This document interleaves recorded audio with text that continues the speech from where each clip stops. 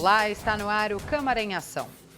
Na próxima meia hora, eu e o comentarista Carlos Maglio trazemos para você as principais discussões que movimentaram o Legislativo paulistano durante a semana. Na última quarta-feira, o projeto de revisão geral anual e valorização dos servidores foi aprovado em primeiro turno pelos vereadores. A situação dos servidores públicos da cidade de São Paulo foi debatida pelos vereadores. Em discussão, o reajuste e a atualização das perdas salariais, com o índice de 2,6% em 1º de maio deste ano e 2,55% a partir de 1º de maio de 2026. O projeto, de autoria do Executivo, foi aprovado em votação nominal por 31 votos a favor e 15 contra, do PSB, PSOL e PT. Primeiro, votar contra qualquer aumento não é satisfatório para nós do PT. O que nós estamos discutindo é por que esse aumento com valor tão baixo. Nós consideramos que a inflação neste último, de maio do ano passado até aqui, deu 5,6%. Quando o governo repor na observação do próprio governo, já vai estar defasado. Agora, eu tenho um dado importante. Nos últimos 8 anos, a receita do município cresceu 127%. A folha de pagamento cresceu 92%. Olha a diferença da capacidade de atrair investimentos que a prefeitura teve e o quanto foi repassado a menos para os servidores. A outra questão, o limite prudencial para a folha de pagamento ele está em torno de 54% ou 54%. A Prefeitura de São Paulo gasta 34%. Óbvio que tem terceirizações, mas estamos muito aquém do que é o limite. A capacidade financeira do município permite um reajuste mais justo para os servidores que tanto fazem por essa cidade e carregam essa cidade, né? Os servidores merecem sim um aumento mais digno, mais justo. O vereador João Jorge, do MDB, explicou o ponto de vista do Executivo sobre o projeto em nome do governo. Ao longo dos 4 anos, o prefeito tem dado aumentos pontuais. Carreira de educação, por exemplo, poucos consideram isso. 45% só educação. A GCM, o salário inicial aumentou em 72% nesses 4 anos. Então o prefeito mandou uma reposição de 5,21%, que está dividido agora. É uma responsabilidade do prefeito. O prefeito cuida de toda a cidade. Não tem como. A oposição quer que dê 12%. A vontade nossa é dar mais. A vontade do prefeito é dar mais. Mas tem que pensar que tem que cuidar da saúde, tem programas habitacionais, tem que cuidar da zeladoria da cidade, tem que fazer obras contra enchente. Estamos reformando escolas, UBS na área da saúde, UPAs, construindo hospitais. Então, o que é possível agora, o máximo possível, é esse valor, R$ 2,60 agora, R$ 2,55 ano que vem. Foram protocoladas 2 emendas de autoria da vereadora Janaína Pascoal, do PP, propondo a antecipação de uma das parcelas do pagamento e outra sobre o reajuste do auxílio refeição e alimentação, mas foram rejeitadas. O projeto volta à pauta terça-feira que vem, depois de audiência pública para a segunda e definitiva votação. E a sessão plenária de quinta-feira foi destinada à votação de projetos dos parlamentares. Entre as políticas públicas sugeridas, foi aprovado em primeiro turno de votação projeto que incentiva a cultura, especialmente a festa de carnaval. É um projeto que prevê a gratuidade pela CET para que as escolas de samba possam ensaiar na rua. Muitas escolas de samba já fazem os ensaios na rua, algumas porque não tem a quadra, outras porque a quadra é muito pequena e elas fazem um ensaio na rua, mas elas têm que pagar para essa taxa para a CET. Então esse projeto está incluindo as escolas de samba nas entidades que têm já a gratuidade. Então é muito importante porque são comunidades tradicionais do samba paulistano que vão poder ensaiar e poder fazer o carnaval que São Paulo conhece e que a cidade gosta. Na área educacional, diversos projetos também foram aprovados e agora seguem para a segunda votação. A garantia de matrícula de irmãos na mesma unidade escolar foi um deles. Não acontecia, não havia prioridade entre dois irmãos para serem matriculados da mesma escola. O que acontecia frequentemente é que um filho ia para uma escola, outro para outra. Às vezes na mesma região, mas em lugares antagônicos e difícil acesso para a mãe, no mesmo horário ou no mesmo período, levar duas crianças, buscar duas crianças. Isso vai facilitar muito a vida das mulheres, das trabalhadoras, precisam deixar seus filhos cedo na escola. Isso facilita para que as mulheres tenham emancipação financeira, possam ir trabalhar, levar os seus filhos para uma entidade só e buscar num só. O projeto, que visa um melhor atendimento escolar para os alunos com necessidades especiais, prossegue na tramitação. Nós, nas unidades escolares, nós temos as agentes de vida escolar, que é as AVS, só que elas tomam conta de 6 estudantes. E o nosso projeto está colocando para elas, no máximo, tomarem conta de 4 estudantes, pode ser menos. E quem vai decidir isso, é um conselho que vai diagnosticar o grau de severidade da deficiência da criança, do estudante. Então, se for bem severo, ele pode, inclusive, a AVE tomar conta só de 2 crianças, por exemplo. Então, isso vai dar muito mais qualidade, porque a profissional vai ter condição de dar mais atenção, à criança com deficiência, que está matriculada na nossa unidade escolar. Então, é essencial, principalmente para as mães atípicas, que a gente sabe o quanto é duro para elas, que geralmente elas são sem um parceiro ou parceira, e elas acabam assumindo sozinha a educação dessa criança. Incentivo à conclusão do ensino com o programa Formatura Legal também foi apreciado e votado favoravelmente pela maioria dos vereadores da Casa. A formatura, o momento de transição do ensino fundamental para o ensino médio de todo estudante, é um momento histórico, importante. E muitas famílias da cidade de São Paulo não aderem àquela contratação de uma empresa privada porque não pode pagar. É uma questão injusta, é um momento importante do aluno, da família, e o nosso objetivo é que a prefeitura possa organizar, a partir da Secretaria Municipal de Educação, ajudar que a escola que aderir ao programa possa organizar uma formatura para os seus alunos. Isso de uma maneira gratuita, inclusive com a atuação parlamentar, se o vereador quiser ajudar. Eu apresentei esse projeto por causa de um jovem de Itaquera, o Matheus, que começou a fazer isso voluntariamente, com vaquinha e realizando o sonho de muitas pessoas. E é um prazer votá-lo em primeira e, se Deus quiser, votaremos em segunda e virará lei, para que todos os jovens tenham igualdade nessa condição e nesse momento feliz da sua vida. O programa Imprensa Jovem, vinculado à educação municipal, também valoriza o conhecimento e a responsabilidade na comunicação. Já existe uma atividade nas escolas municipais aqui de São Paulo com atividades relacionadas à imprensa, jovens entrevistando, fazendo coisas relacionadas, levantando reportagens. Isso é extremamente educativo e é um programa muito bonito, não é?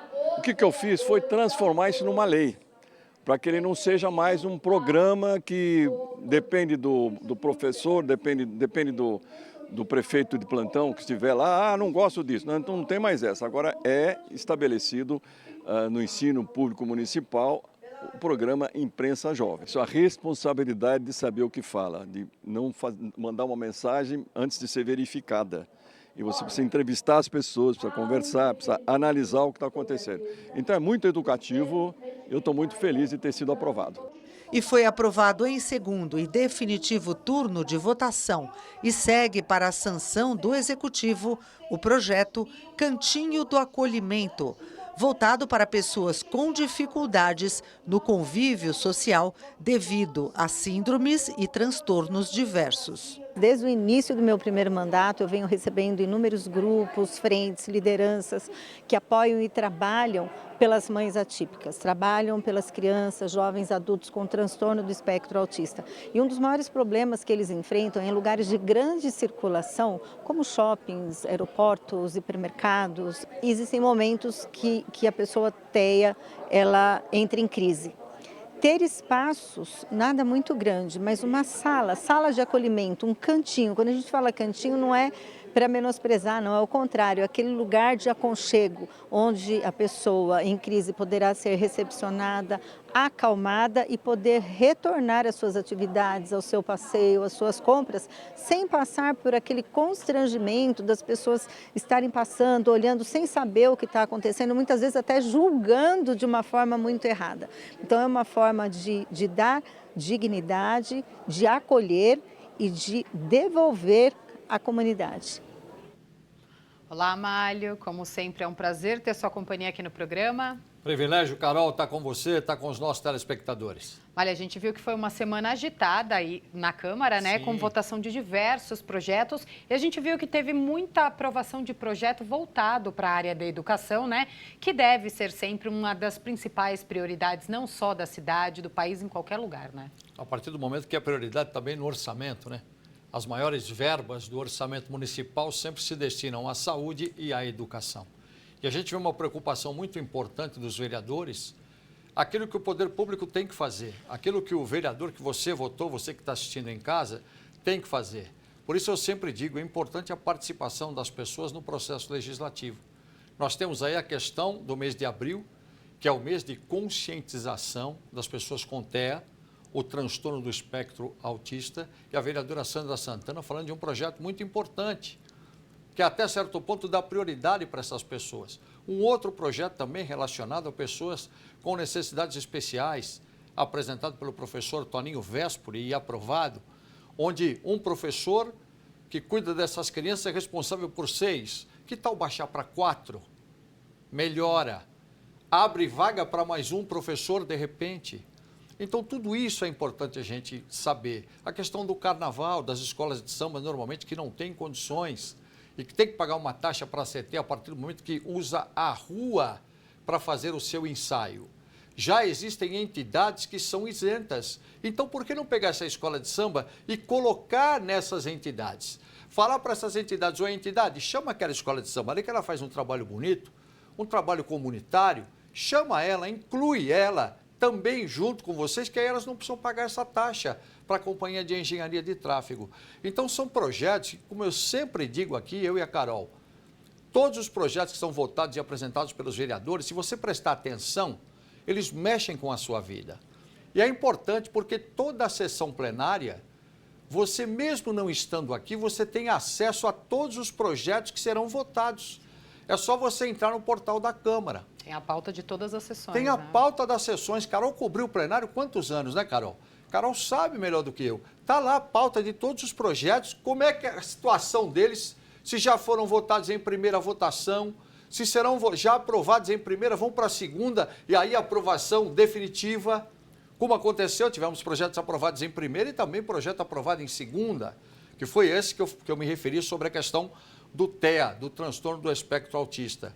E outros tantos e tantos e tantos projetos que você pode tomar conhecimento a partir do momento que, quando você abre este mesmo site, saopaulo.sp.leg.br, você tem lá escrito vereadores.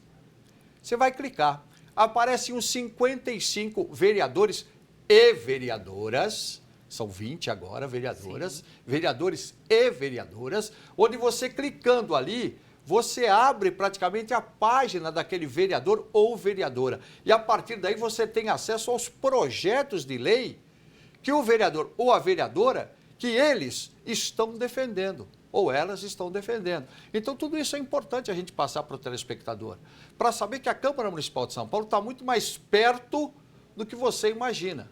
E participar do processo legislativo, né, Carol? Exatamente. A gente viu também que a Elis Marina, na reportagem anterior, sim, falou da revisão anual, né, dos servidores, do reajuste, e a gente vai ter audiência pública na próxima terça-feira sobre este assunto, antes do projeto voltar para plenário na próxima terça também, como Elis falou. Com certeza, se você é servidor, servidora pública, é hora de você participar, é hora de você vir aqui nessa audiência pública. Se você entrar também no mesmo site, olha a letrinha mágica, saopaulo.sp.leg.br. Se você entrar lá, você tem lá audiências públicas, tem um hot site só de audiências públicas. Essa está lá. E você não precisa vir para participar, você pode participar de maneira remota, inclusive mandando sugestões via formulário digital. participando de videoconferências. De repente você tem o seu projeto ou a sua reivindicação, que não deixa de ser um projeto, citada na própria audiência. Então é questão de participar. Esse projeto, é bom lembrar para você que nos assiste, dentro do processo legislativo, o processo vem do Executivo. Ele passa pelas comissões, ele fica pronto para ir para o plenário. A partir do momento que ele está em plenário, ele é discutido e, neste caso, foi aprovado em primeira votação. Ainda existe a segunda votação. Ainda é possível ter emendas, ainda é possível se tentar melhorar aquilo que foi concedido. Por isso que quanto mais a pessoa participa, aquela que está envolvida, é melhor, porque traz sugestões importantes que podem ser acatadas ali na hora ou aceitas pelo próprio vereador. Então, por isso que é muito importante. E eu e a Carol sempre estamos falando, participa, tem que participar.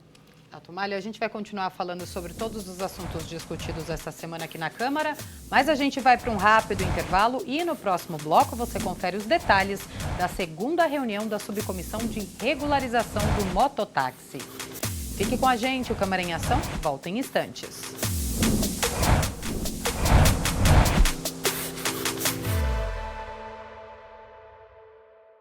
Olá, eu sou o Carlos Malho. Toda sexta-feira às 19 horas nós temos um encontro no Câmara em Ação. Um resumo com as principais notícias da Câmara Municipal de São Paulo. Mas você pode acessar nossa playlist no YouTube. É só você apontar o QR Code do seu celular e se inscrever. Rede Câmara, sua conexão com a política da cidade.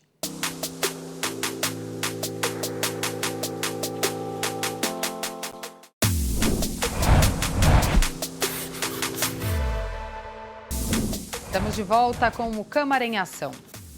Em reunião na quarta-feira, a subcomissão do mototáxi ouviu experiências de Salvador e Fortaleza sobre motos no trânsito e segurança viária.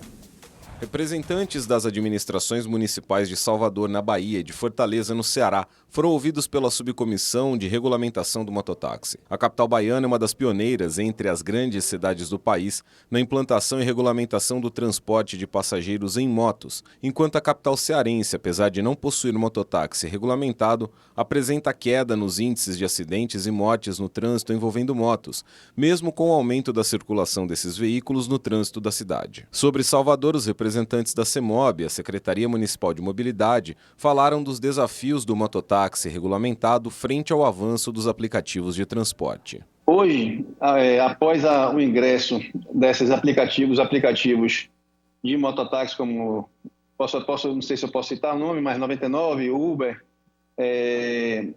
o que nós sentimos aqui em Salvador é que os mototaxistas não estão com interesse em ingressar aqui no nosso cadastro da CEMOB. Em relação a Fortaleza, Saulo Oliveira, coordenador do Núcleo de Segurança Viária da Autarquia Municipal de Trânsito e Cidadania da cidade, exaltou a queda de 58,4% no número de vítimas fatais no trânsito entre 2014 e 2024, apesar do aumento no número de motos e motociclistas na cidade. Especificamente sobre o mototáxi, ele pontuou que foram elaboradas legislações sobre o tema em 97, 2001 e 2009. Já a lei que regulamenta os aplicativos é de 2018 e não abrange o transporte de moto. Mais recentemente, em 2018, Fortaleza regulamentou o transporte remunerado por aplicativo e aí eu repito, isso não contempla moto, isso contempla carro, né? Transporte de passageiro por carro, seguindo o que está na resolução, entendimento do que está na lei nacional. No caso, a moto opera à luz. Ao final, a presidente da subcomissão do mototáxi, vereadora Renata Falzoni, do PSB, avaliou a discussão. Os desafios são enormes. Por exemplo, Salvador nos trouxe a experiência de que os aplicativos eles acabam, entre mil aspas, dificultando a prefeitura a cadastrar os mototaxistas. Então a gente entende que aí tem a tecnologia, a gente tem que conseguir fazer esse equilíbrio e trazer a favor da segurança, a favor de uma cidade com fluidez e salvar vidas. No caso de Fortaleza, nós estamos aqui de boca aberta de ver como eles conseguem trabalhar como deve ser, que é o sistema, pensando o trânsito como um todo, a partir da pessoa, o trânsito em cima das pessoas e com dados, monitoramento. Os vereadores também aprovaram 11 requerimentos na pauta, com uma série de convites para oitivas e auxílio nos trabalhos. Mário, como a gente sempre fala aqui, é essencial, né, fundamental a gente ouvir as críticas, os relatos sobre o serviço de mototáxi, mas também ir atrás de experiências positivas, né, como a vereadora Renata Falzoni falou, ir atrás de experiências positivas para ver como que a gente pode trazer o serviço de mototáxi aqui para a cidade de São Paulo de uma forma regulamentada, porque os motociclistas, né, eles precisam trabalhar e eles querem que esse serviço seja regularizado aqui na cidade também. Com certeza. São Paulo não regulamentou o mototáxi. A gente sempre explica aqui quando vem esse assunto, mas vale repetir. O que está acontecendo? O serviço de mototáxi, ele é permitido através da resolução 943 do CONTRAN. Essa resolução, ela estabelece o quê? Os EPIs, os equipamentos de segurança. E ela não é tão lá atrás, não. Existe já uma legislação, mas esta veio para organizar a questão da segurança. É a resolução 943 do CONTRAN, que é de 2023, março de 2023. O que essa resolução traz? E aí sim, em cima de números. Só uma das empresas que foram citadas na matéria opera em 3.300 municípios com serviço de mototáxi.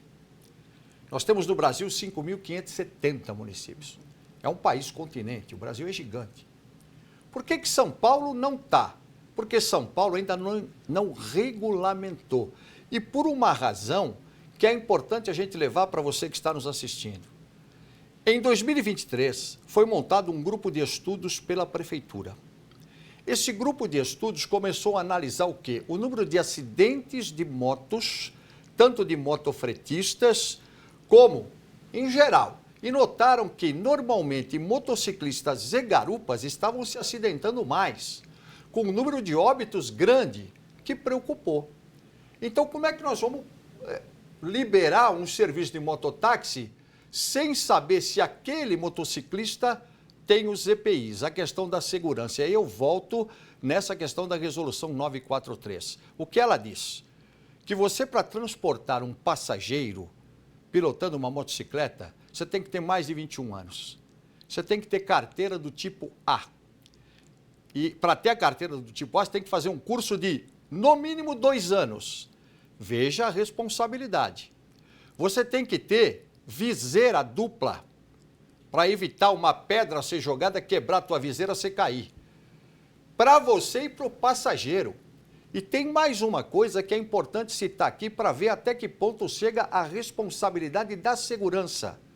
O colete reflexivo, para o piloto e para o passageiro, ele tem aqueles adesivos. Aqueles são adesivos que são colocados no colete, adesivos reflexivos.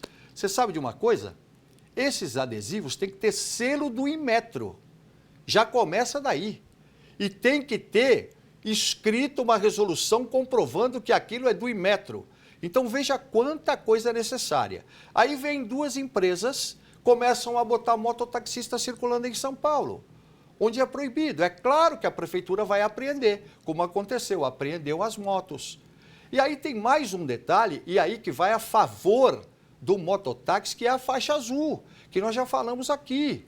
São 221 quilômetros de faixa azul, com uma perspectiva de que até 2028 nós tenhamos mais 200 quilômetros. Falei metro, não, está errado, quilômetros. Nós temos mais 200 quilômetros. Então, veja, são mais de 400 quilômetros. E o que se constatou? Que na faixa azul, o número de óbitos, ele caiu. Ele está beirando a 0. Por quê? Porque tem a sua faixa ali. Sim. Outra coisa, será que a pessoa que você está transportando está acostumada a andar em garupa? Porque uma coisa é você está acostumado a andar na garupa, né? A gente vê muita gente na garupa, inclusive motofretistas, né, que estão entregando e vai uma pessoa junto. Aí é diferente do que uma pessoa que nunca sentou na garupa de uma moto e vai querer sentar na garupa. Ela também tem que ter o capacete com viseira dupla, ela também tem que ter o colete com reflexivo, com adesivo reflexivo, com selo do Inmetro. Então veja quantos itens de segurança. Agora, você falou tudo. Você tem que trazer as pessoas que já têm. Vamos pegar as boas experiências?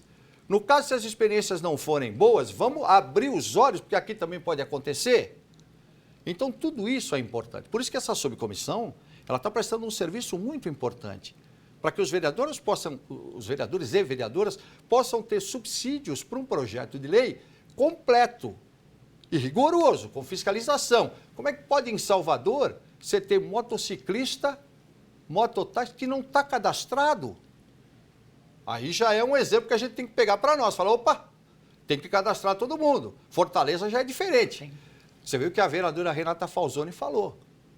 Então, tudo isso é importante a gente começar a fazer, evidentemente, todo um trabalho de acolhimento de propostas, de rejeição de algumas, com certeza, mas para a gente montar um projeto completo para isso, né, Carol? Exatamente, a gente vai continuar trazendo esse assunto aqui para o Câmara em Com Ação, certeza. que vai ser bastante discutido ainda na Câmara, né, Mário? Com certeza, com certeza. Mário, agora vamos fazer um convite para quem está acompanhando o Câmara em Ação, porque amanhã nós temos o Câmara na Rua. Já estamos preparados, né? Estamos preparados. Câmara aqui. na Rua, desta vez na zona sul da cidade, em Parelheiros. Sim, Parelheiros, esse que é um projeto de sucesso. O primeiro que foi em São Miguel Paulista, vocês que acompanham, nós aqui mesmo vimos, eu e a Carol, nós estávamos aqui ao vivo, e vai ser assim amanhã também, né, no sábado. Realmente o que foi de gente é um negócio impressionante. Parece até que eles estão ouvindo eu e você. Eu acho que Participe do processo legislativo. Vamos continuar falando, a gente então. sempre fala, e na sessão plenária também fala. E o presidente Ricardo Teixeira está tomando uma decisão muito importante, né? Falei dele, ele que é o autor da faixa azul, que eu falei agora há pouco, viu? Foi ele, é engenheiro da CT. E ele tem a filosofia. Se Maomé não vem à montanha, a montanha vai a Maomé. É assim. Foi o que aconteceu lá em São Miguel, e lotou. E em Parelheiros a expectativa também é grande. Parelheiros, além de ser um município no extremo sul da cidade de São Paulo, praticamente no topo da serra, para quem desce ali para a Baixada, tem uma série de bairros em volta que as pessoas também vão lá, porque vão levar reivindicações importantes. Ali tem muitas áreas de mananciais, muitas áreas que não poderiam nem ter habitação, mas tem. E a Câmara vai com toda a estrutura para lá. Tudo que aconteceu em São Miguel vai ter lá. Então você vai ter uma série, toda isso, é como se a Câmara mudasse para lá. Então tem que participar, né? Exatamente. Você falou que a população vai poder apresentar as demandas. A gente vai ter primeiro a feira, né? Sim. Com biblioteca, comissões, com toda a estrutura da Câmara. Para você que não consegue vir até a Câmara, poder aprender um pouco mais sobre a Câmara, tirar suas dúvidas também. E a partir das 11 horas da manhã, a Tribuna Popular, que aí sim a população vai poder falar, vai ter 3 minutos para deixar ali seu comentário, falar sobre a sua demanda, sua reivindicação ali do bairro. Vereador, eu votei no senhor, eu quero conhecer o senhor pessoalmente. Vereadora, eu votei na senhora, eu vim aqui para conhecer a senhora pessoalmente, né? Eu nunca imaginei que eu pudesse ter essa oportunidade, estou tendo agora. Como é que vai a senhora também? Como é que vai o senhor também? Eu votei em vocês. Veja que oportunidade. Não dá para perder. E já leva a sua reivindicação para a Tribuna Popular, como disse a Carol. Quantas reivindicações nós pegamos lá em São Miguel da Tribuna Popular? Reivindicações que amanhã depois podem virar lei, porque o vereador encampa, apresenta um projeto, esse projeto é aprovado, e aí? Olha lá a tua ideia, lá virando lei. Pode acontecer. Então é hora de participar. Exatamente. Então a gente espera você da Zona Sul amanhã, a partir das 9 da manhã, no Céu Parelheiros, né, Mário? E nós vamos estar no telão lá, sabia? Estaremos lá no telão. A gente aparece no telão, porque em São Miguel a gente apareceu também. E olha, no telão você vai ouvir eu falar, tenho certeza. Participe do processo legislativo da sua cidade. A Rede Câmara preparou uma programação especial, né, para este sábado. Com certeza, especial, contando muito sobre Parelheiros. Existe toda uma estrutura da reportagem da Rede Câmara São Paulo, que vem se preparando desde quando terminou em São Miguel, já começou a preparação para este de amanhã. Então é hora realmente de aprender também com as informações dos nossos repórteres, dos nossos especialistas e, claro, participar. Mário, obrigada pela sua companhia mais uma vez aqui no Câmara em Ação. Você sabe que é um privilégio participar com você, participar com os nossos telespectadores. Até falando sempre o que eu falo. Vamos falar lá, vem o Cabeça Branca de novo. Participe do processo legislativo da sua cidade. É cidadania. Obrigada. Obrigado a você. E este foi o resumo dos principais assuntos em discussão esta semana aqui na Câmara Municipal. Fique ligado nas notícias da Rede Câmara no portal saopaulo.sp.leg.br e nas nossas redes sociais. Obrigada pela companhia. Rede Câmara São Paulo, sua conexão com a política da cidade.